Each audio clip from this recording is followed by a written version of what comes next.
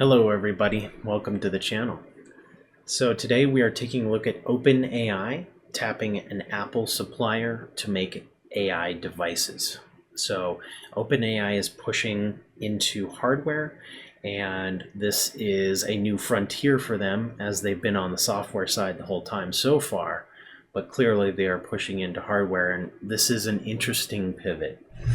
So OpenAI has signed a deal with Apple device assembler Luxshare to make a consumer device, the information reported on Friday, citing people familiar with the matter. The device is currently a prototype under development and is expected to be a pocket-sized and aware of context device.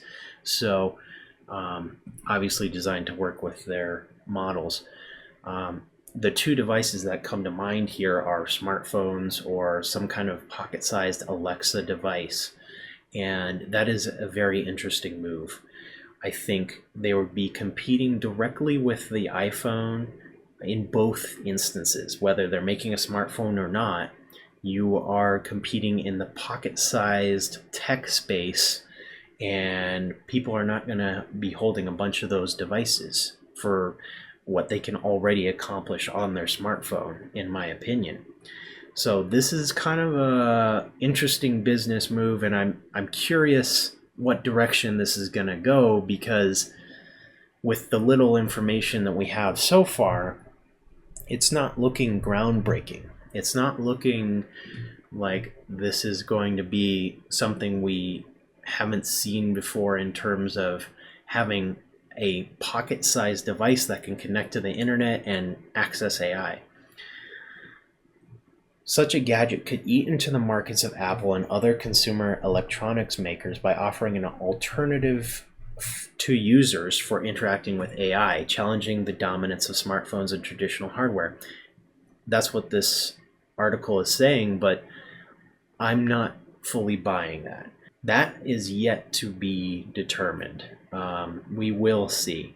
But I think that's a bit of a sweeping statement. And I don't think that is going to actually challenge the dominance of smartphones. So it just you have consumers who are already fatigued in their wallet and already have a smartphone that can do everything they need with AI. So you're kind of fixing a problem that isn't there. The people have the hardware and they have the access to your software already. So what problem are you solving by making an AI exclusive device? I'm not seeing it. OpenAI also bought hardware startup IO Products earlier this year for $6.5 billion. So it is going to be very interesting to see, as the news comes out, what those devices are going to be. There was a rumor of glasses and other devices similar to what we've seen Meta do. But as we've also seen with Meta and the Apple Vision, those more advanced tech products that are high in price and low in usability don't end up capturing the market like the iPhone did when it first came out, because the practicality and the usability and the value are just not there for consumers. Why would they pay a bunch of money for something that is not adding that much value to what they already do? They can already access your large language models on their phone. They already have the mobile AI device in their pocket, so you're not adding something new. OpenAI also approached China-based Gore-Tech, supplier that assembles AirPods, HomePods, and Apple Watches. That does not sound conclusive, because it says OpenAI has also approached, but it does not say that they've secured a deal with them, so that doesn't sound conclusive. The project marks one of the boldest bets by an AI company to build a dedicated device rather than relying solely on smartphones and PCs. The goal is to create an AI native product, hardware designed from the ground up to work with AI models rather than bolted onto existing platforms. That is interesting, but again, I don't think that the value provided is enough for consumers to be willing to shell out multiple hundreds or 1,000 or multiple thousands of dollars for a device that was built with AI in mind, unless it significantly is solving problems in their daily life. So I think this is a bit detached from the consumer. I think this is a boardroom idea that didn't get shut down. But I could be completely wrong. And we really do have to see what the product is at the end of the day, because you could have some unexpected paradigm shift in which it's solving issues that a smartphone can't. I'm just having a very hard time imagining that. So I'd be interested to hear what you guys think about this, because it doesn't sound like it's going to solve a new problem. So we'll see. This, according to analysis, could open new markets and give OpenAI a foothold in consumer electronics. I disagree. Unless it competes well enough with the iPhone.